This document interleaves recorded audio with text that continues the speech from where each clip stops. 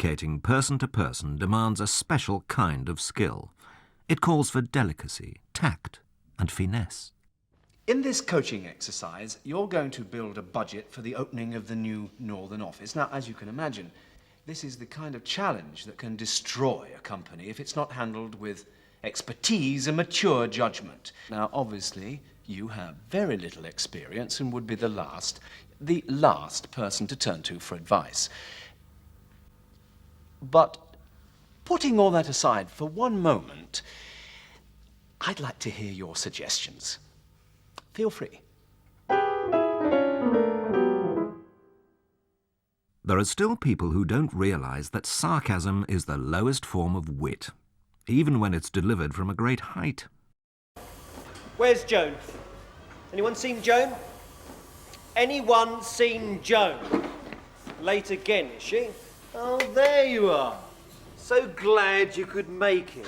I'm sorry, it's just that I'm... No, please don't apologise. My fault entirely. Setting such an inconvenient start time for the working day.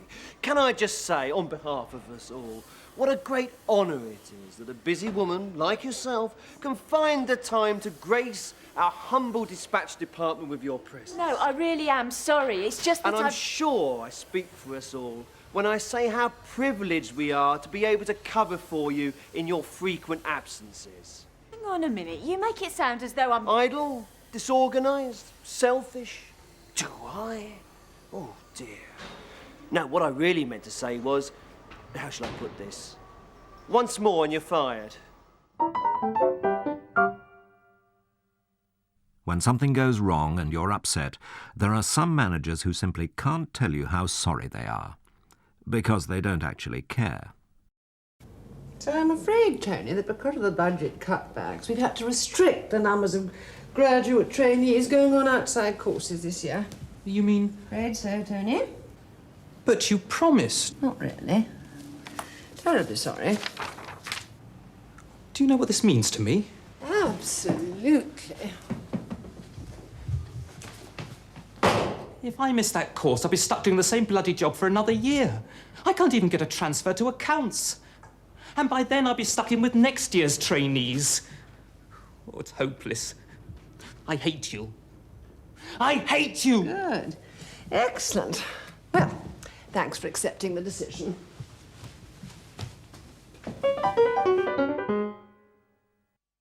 Here's a manager who's about to send 3 of his staff for training, whether they need it or not. See if you can spot who really needs help.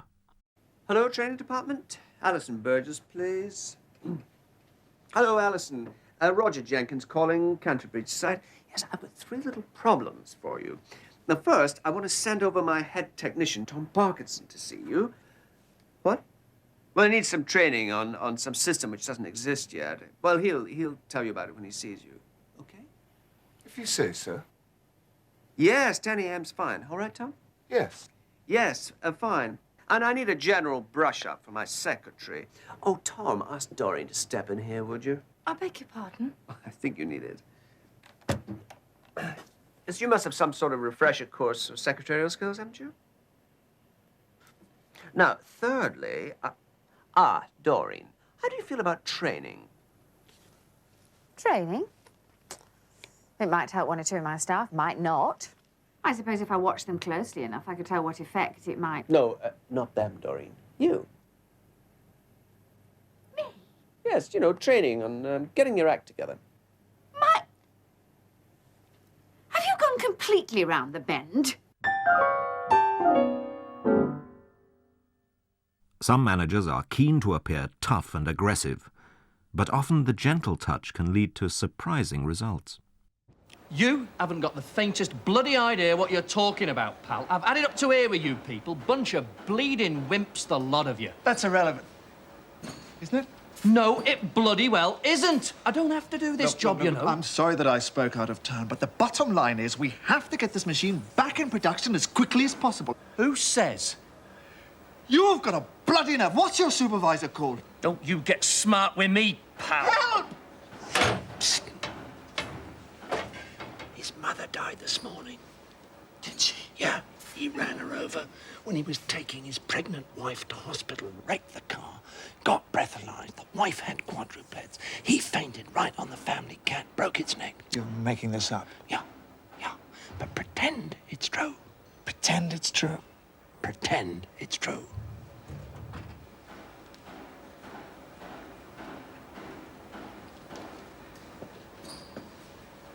Would you like a cup of tea? What? I thought you might like a cup of tea. Oh. Yeah, that'd be great, thanks. It's been a bit of a tough morning. Ran my mother over earlier. When all else has failed, the short, sharp shock will probably fail as well. Take a look at the whip cracker. Oh, where do you think you're off to? Haven't you number crunchers got any work to do? The announcer. She's failed. The Ripper. Well, I've read your job application, Betty.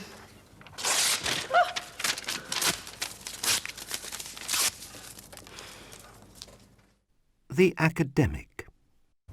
So what you're really saying is that I'm a failure? Stanley, I think failure is an awfully good word. And finally, the Mugger. Well, what am I going to do? I mean, I've tried. Heaven knows I've tried. And what about my wife? I mean, my work is always... And Shut up. Anyway, Shut up. nobody's ever complained Shut to me up! in a way that...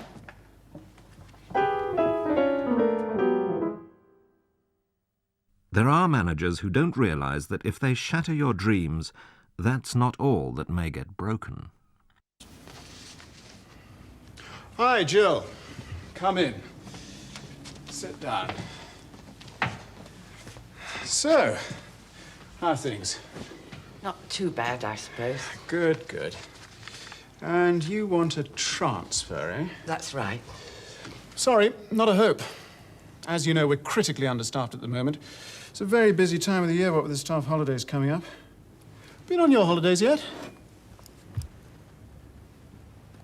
Going anywhere special? Good. Well, I hope you have a splendid time.